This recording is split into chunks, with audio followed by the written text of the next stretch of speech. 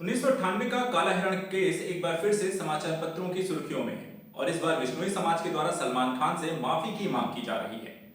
1998 का काला हिरण केस में आखिर क्या सलमान खान को जेल हुई या वो इससे छूट गए, इसकी पूरी कहानी क्या है, इस मामले को समझने के साथ साथ आज हम इस वीडियो के माध्यम से ये भी समझने का प्रयास करेंगे कि बिश्नोई समाज कहां रहते हैं और इनकी भूमिका क्या है। काला हिरण या चिंकारा जिस मामले में यहाँ पर ये पूरा केस था, वो आखिर वन्य जीव इनको लेकर के, संरक्षण को लेकर के क्या प्रयास हो रहे हैं और इससे संबंधित पूरी घटना का पूरा विश्लेषण करेंगे। सबसे पहले समाचार पत्रों में आप लगातार इस तरह के न्यूज़पेपर देख रहे होंगे जहां लॉरेंस बिश्नोई, सलमान खान, काला हिरण, बिश्नोई समाज जो चर्चा का विषय है, इनके बारे में आपको पढ़ने और सुनने को काफी मिला होगा, लेकिन पूरी कहानी को हम आज यहाँ पर एक साथ समझने का प्रयास करेंगे। इस कहानी की शुरुआत जो है, इसमें बॉलीवुड अभिनेता सलमान खान को वर्ष 1998 के कथित तौर पे काले हिरण, जिसे हम एंटीलोप सैटिस्फाइडा का शिकार करने के मामले में बिश्नोई समुदाय की आलोचना का सामना करना पड़ रहा है। उनके द्वारा एक मांग की जा रही है कि सलमान खान इस मामले में माफी मांगे। तो चलिए यहाँ पर कोशिश ये करते हैं कि इस पूरे केस को समझें कि काला हिरण केस आखिर क्या है और इस केस में कब कब क्या क्या हुआ है। सबसे पहले कहानी की जो शुरुआत होती है इस काला हिरण केस की सितंबर 1998 में, जब सलमान खान एक फिल्म की शूटिंग कर रहे थे, हम साथ साथ हैं। इसमें उनके को स्टार्स तब्बू और सैफ अली खान भी थे, जो राजस्थान के कांकड़ी गांव में 2 चिंकारा और 3 काले हिरणों का शिकार करने का इन पर आरोप लगा। 2 अक्टूबर 1998 को बिश्नोई समुदाय के द्वारा सलमान खान और उनके को एक्टर्स के खिलाफ शिकायत दर्ज कराई गई। 12 अक्टूबर 1998 को देखा जाए तो सलमान खान को गिरफ्तार किया गया और उन्हें जमानत पर बाद में रिहा कर दिया गया। 10 अप्रैल 2006 को देखें, सलमान खान को वन्य जीव संरक्षण अधिनियम के तहत एक ट्रायल कोर्ट के द्वारा दोषी ठहराया गया और 5 साल की जेल और 25,000 रुपए का जुर्माना लगाया गया। यह मामला इसके बाद राजस्थान हाई कोर्ट पहुंचता है और राजस्थान हाई कोर्ट के द्वारा 31 अगस्त 2007 को सलमान खान की सजा को सस्पेंड कर दिया और उन्हें बिना अनुमति के देश न छोड़ने का एक आदेश दिया। 24 जुलाई 2012 को इसके बाद राजस्थान हाई कोर्ट ने सभी आरोपियों के खिलाफ जो आरोप थे उनका अंतिम रूप प्रदान किया।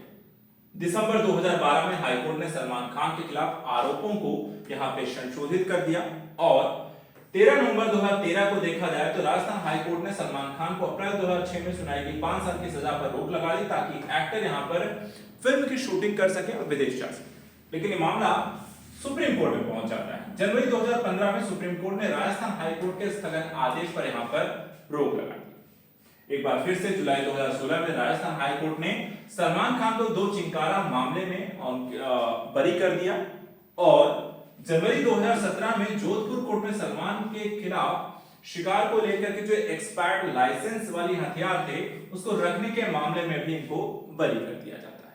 लेकिन एक नया मोड़ आता है 5 अप्रैल 2018 को, जब ट्रायल कोर्ट ने सलमान को काला हिरण मामले में 5 साल की सजा सुना दी और 10,000 रुपए का यहाँ पे जुर्माना भी लगाया। लेकिन उनके बाकी जो एक्टर्स हैं वो बरी कर दिए गए और फिलहाल सलमान खान भी यहाँ पर आपको जमानत पर बाहर है। इस दौरान देखा जाए तो सलमान खान इस पूरे केस में जो 20 साल से ज्यादा हो चुका है, कुल 18 दिन यहाँ पर उन्होंने जेल में भी बिताए। और ऐसा कब कब हुआ तो काला हिरण शिकार के 3 मामलों में सलमान खान पुलिस और जुडिशियल दोनों ही कस्टडी मिलाकर 18 दिन जेल में रहे हैं और ऐसा 6-6 दिन के अंतराल में 3 बार हुआ, मतलब 6-6 दिन के यहाँ पर जेल में रहे हैं। पहली बार वन विभाग के द्वारा 12 अक्टूबर 1998 में हिरासत में लिया गया था और 17 अक्टूबर तक जेल में रहे थे। उसके बाद घोड़ा फॉर्म मामले में 10 अप्रैल 2006 को सलमान को लोअर कोर्ट के द्वारा 5 साल की सजा सुनाई गई और 15 अप्रैल तक यहाँ पर ये जेल में रहते हैं और 6 दिन सेशन कोर्ट इस सजा की पुष्टि की, तब 26 से 31 अगस्त 2007 तक सलमान खान जेल में रहे। तो ये तो काला हिरण केस और सलमान खान का जुड़ा होना उससे और उस केस की पूरी कहानी यहाँ पर हमने समझी। अब आते हैं यहाँ पर बिश्नोई समाज के बारे में। बिश्नोई समाज जो लगातार यहाँ पे सलमान खान से माफी की मांग कर रहा है, आखिर ये समुदाय कहां पर है और किस तरीके से यहाँ पर अपना जीवन यापन करते हैं, इनकी भूमिका क्या है। देखा जाए तो बिश्नोई जो है मुख्य रूप से हिंदू समुदाय है, जिसे अंग्रेजों के द्वारा मुस्लिम के रूप में भी वर्गीकृत किया गया। ये पश्चिमी राजस्थान के थार रेगिस्तान में रहते हैं। बिश्नोई समुदाय जो है, इनकी स्थापना 1451 में जन्मे गुरु जन्मेश्वरी जी के द्वारा 29 सिद्धांतों के आधार पर किया गया था और इन सिद्धांतों में वन्य जीवों विशेषकर काले हिरणों के और चिंकारा के संरक्षक के यहाँ पर मूल्य भी शामिल है। इनमें 8 सिद्धांत जो हैं जीवित प्राणियों के प्रति करुणा और दया से यहाँ पर संबंधित हैं, जैव विविधता की रक्षा को लेकर के जोर देते हैं। इसके अलावा बिश्नोई समाज जो है वो यहाँ पर देखा जाए तो इनके 29 सिद्धांतों के अतिरिक्त गुरु संभोजी ने 120 कथन और शब्दों की एक समूहों की भी रचना की है।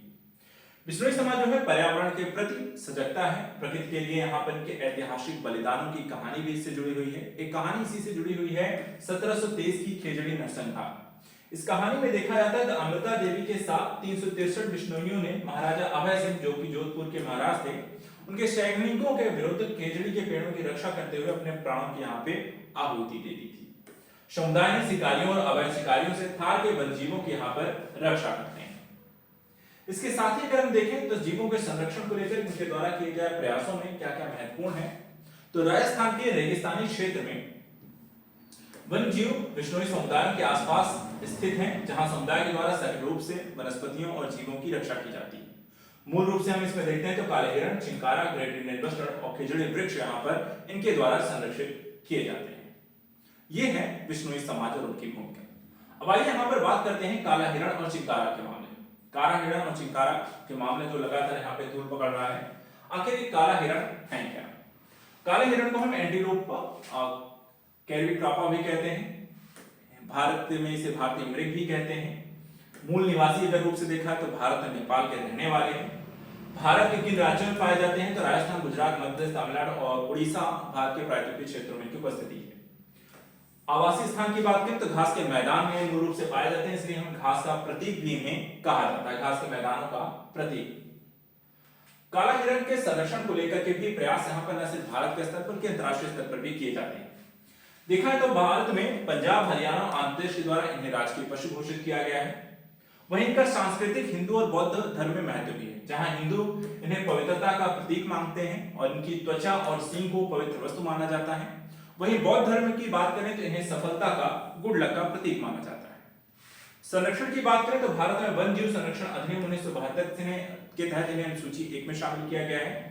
वहीं IUCN की सूची में देखा जाए तो इन्हें कम चिंताजनक में डाला गया है और साइट्स की परसिस्ट 3 में इन्हें शामिल किया गया है। संरक्षण क्षेत्रों की बात करें, भारत में इनको लेकर के कहां संरक्षण क्षेत्र बनाए गए हैं तो उससे जुड़ी कुछ समस्याएं हैं। समस्याएं हैं इनके संरक्षण क्षेत्रों के आवास विखंडन, वनों की कटाई और प्राकृतिक आपदाओं और अवैध शिकार का भी सामना करना पड़ता है, जिससे इनके जीवों की संख्या में कमी आती है। वहीं संरक्षित क्षेत्र में देखें तो वेलावदाव ब्लैक बैक अभ्यारण्य गुजरात में है, पॉइंट कैलीमेर वन्यजीव अभ्यारण्य तमिलनाडु में है और ताल छापर अभ्यारण्य राजस्थान में आपको मूल रूप से देखने को मिलते हैं। वहीं बात अगर हम चिंकारा की करें तो चिंकारा जो है इन्हें हम भारतीय गजेल या गजेला बेरेंटी के नाम से भी जानते हैं। एक प्रकार की एक सुंदर मृग प्रजाति होती है जो कि आप यहाँ पर इन्हें देख सकते हैं। ये भारत, पाकिस्तान और ईरान के मूल निवासी हैं। संबंधित क्षेत्रों की बात करें तो भारत में मेलघाट टाइगर रिजर्व और महाराष्ट्र में यहाँ पर इनका संरक्षण भी किया जाता है। वहीं वन्यजीव संरक्षण अधिनियम 1972 में इन्हें अनुसूची 1 में शामिल किया गया है, जबकि IUCN में कम चिंताजनक और साइट्स की परसिस्ट 3 सूची में इन्हें शामिल किया गया है। इस तरीके से बिश्नोई समाज के द्वारा काले हिरण केस में सलमान खान से माफी की मांग किया जाना अपने आप में काफी तर्कसंगत लगता है, लेकिन मामले की जांच पड़ताल और उससे संबंधित घटनाक्रम को सिर्फ यहाँ पर न्यूज़पेपरों के माध्यम से यहाँ पर आंकना नहीं चाहिए। फिलहाल ऐसे ही इंपॉर्टेंट खबरों के लिए आप हमारे साथ लगातार बने रहें। आज के लिए इतना ही। Thank you so much and good luck.